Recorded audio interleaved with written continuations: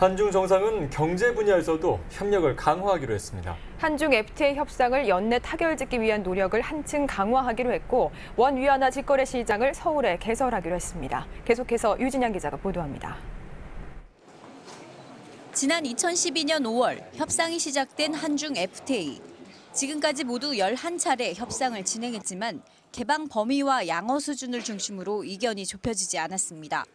이번 한중 정상회담을 계기로 두 정상은 연내 타결을 위한 노력을 강화해 나가기로 합의했습니다.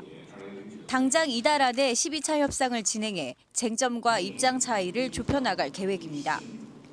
우리 두 정상은 높은 수준의 포괄적인 한중 FTA를 통해 양국 간 호혜 협력의 제도적 틀을 공고히 하고 향후 영내 지역 경제 통합을 촉진한다는 데 공감하고 이를 위해 연내 타결을 목표로 협상을 진전시켜 나가기로 하였습니다.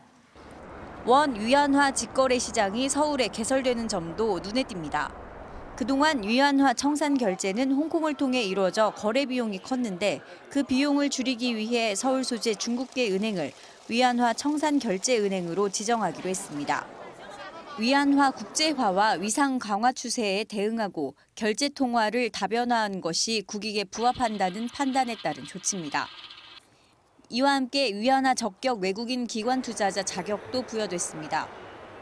거래를 통해 확보된 위안화를 중국 증권시장에 직접 투자할 수 있는 자격을 얻었는데 우선은 800억 위안 규모를 확보했습니다.